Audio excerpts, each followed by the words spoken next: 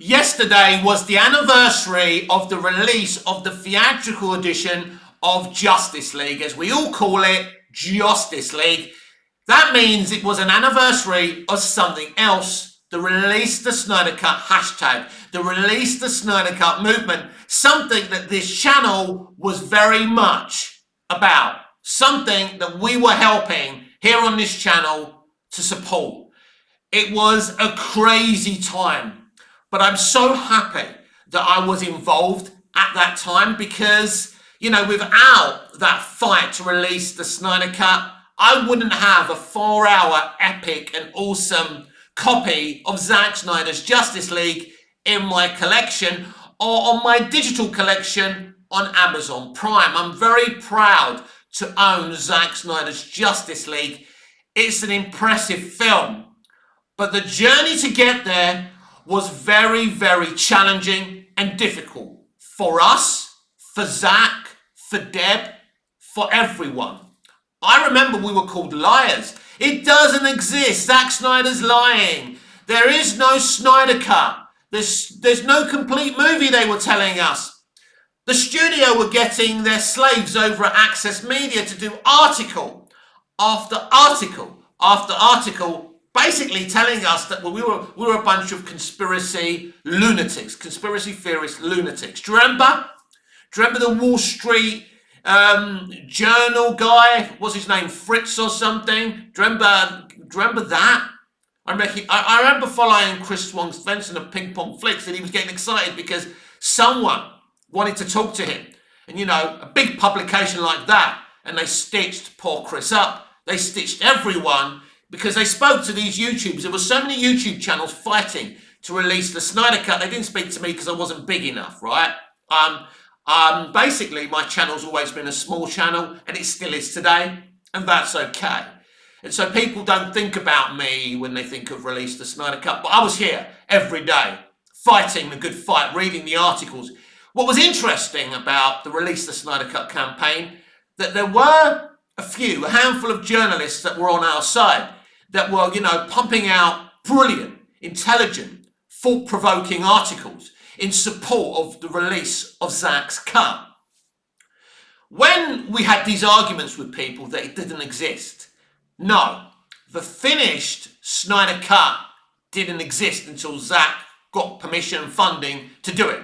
Zack, like all directors, had a multitude of director's cuts of the movie without music and all the edits, but he had cuts, right? They all do. James Gunn now has a multitude of cuts for his Superman movie, and he'll keep on showing the ones that he cuts to the studio, and then James and the studio will decide together which one is the right one to release in cinemas. This happens with all movies. So no, there wasn't a completed Snyder Cut before we saw it, before Zack got permission to do it. There was a multitude of director's cuts, as there always is. There wasn't music or VFX, maybe a few effects, right? And Jason Momoa said that he and his cast members went round to Zack's place and saw kind of a cut, but there were loads of cuts, but there wasn't a finished movie. But Zack had shot mostly everything that he wanted. So he had the footage to cut together his cut. As he got permission to make his official cut, his official Snyder Cut, there was a few problems with the studio. Because the problem was, it wasn't the studio who wanted this. Because they'd made a dumb decision and recycled his movie, which was one of the most embarrassing moments in entertainment Hollywood history, they didn't want this to happen. There were people at the studio working against Zack. It was the new owners, AT&T, that wanted this. And what's his name? Stansky? I forgot his name now. But basically, the CEO of AT&T was the one who handed Zack the money, not Warner Brothers Pictures. Warner Brothers Pictures did not want this movie to be released because they're the ones who made the decision to fire him, to lie that he left because of his daughter's death. Yes, Zack admitted that he couldn't fight them anymore because he lost his beloved daughter. Something I understand, but if they left him alone, he would have finished his movie, released it and dedicated it to his daughter, right? They lied. They used an innocent child's death to try and justify getting rid of Zack and it was disgusting, and it's something I will never forget. But also, it was immoral. And of course, we know this industry is immoral. I should know it. My dad worked in the industry. He taught me everything I know about this industry. Unfortunately, a lot of them are not very nice people. We slowly found out from Ray Fisher, bless him, about what happened in that, Justice League production, the reshoots and all of that. There were huge rumours I can't even discuss. I'd be libelled up to my eyeballs if I told you how some of the stuff that I heard went on. The reality is that Joss Whedon didn't want these actors and crew didn't want him. They wanted Zack Snyder. I think it was everyone's and nobody's fault what happened during the reshoots. The reshoots should never have happened. They should have released Zack's movie. So we were getting all this information. Of course, behind the scenes, Zack constantly was leaking information. As I say, this Release the Snyder Cut campaign is like nothing I've ever seen in Hollywood. Even behind the scenes when I was out there as a teenager, because my dad was working for a studio, I'd never seen the likes of this in my life. I'd never seen a director working against a studio to get his cut released. I'd never seen it. Not in this way. And to see a group of fans like us back this director and the director back these fans. But not only that, we were donating to Zack's charity, Suicide Prevention. I forgot the name of the charity, but there's a suicide prevention charity, obviously because Zack's daughter tragically took her own life. So Zack's been very, pushing suicide prevention, quite right too. And we've tried to help with as little money as we can. Obviously, most of his fans are working class people. But, so it's, and then we were accused of being a toxic fan base. And then when they had the fan vote for the Oscars and, that flash moment won, we were accused of being bots. It's been an uphill struggle for Snyder fans, right? But in return, Zack gave us Man of Steel, along with Christopher Nolan and David Goyer, a wonderful contemporary Superman movie. He gave us Batman vs. Superman. What a film that is. And then the Snyder Cut. I'm very proud that I own these 3 movies. I'm a big DC fan. I'm a big movie guy. I'm a big DC guy. I'm a big scripted TV guy in general. So it's not just about Zack for me. For a lot of people, it's just about Zack, and that's fine. And, I find myself conflicted with James Gunn's DCU. I don't know what we're going to get. But behind the scenes, I do feel the people who are working against Zack are hiding behind James Gunn. All the same people. It's interesting, they fired Henry Cavill. They've now fired Tyler Hoechlin. Same people doing the same thing.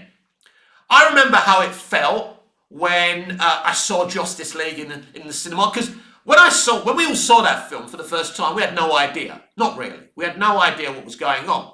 We were told that Zack Snyder and Joss Whedon were friends, and Zack couldn't bear to finish the movie because of Autumn's death. We believed that. Why wouldn't we? It sounds right, yeah? It sounds like something that could happen. And we tried to support Zack in his decision. So, we were told that Zack brought in Joss just to finish his movie. Obviously, there were red flags, like the movie only being around 2 hours long. That's not a Zack Snyder film, is it? Not really. I saw the film. I saw the opening. I must admit, I never noticed the upper lip CGI on Henry. I'm not that alert. And I quite liked the opening scene because, it did embody hope. And, I didn't see the problem with that opening scene. It didn't feel like Zack Snyder, but it was interesting. Henry was there as an optimistic Superman. I didn't have a problem. But as we got to the middle of the movie, I started to notice things. The CGI looked a bit ropey and rushed. Something didn't click with me. And I was starting to get this horrible feeling in my heart and my soul and my mind. So I came out of the movie. I was very disappointed, I thought it was terrible. I thought it was embarrassment. And at first I was blaming Zack because what did I know? I thought it said it was a Zack Snyder picture, right? We knew Joss Whedon had taken over, but what was this? And then I was kind of, all right, he left, his daughter died. He brought in another director. Maybe he just got it wrong because there wasn't enough time to finish the movie or whatever, right? I was making excuses. But then, I remember going into the cab and saying to my driver asked me, did you like the movie? And I liked him. I didn't have the heart or the energy or the emotional strength to explain to him that there was something wrong, there was something off about this film. This is one of the most ludicrous situations in Hollywood history. But these are the same people who cancelled Batgirl, right? All right, Zaslav made the decision.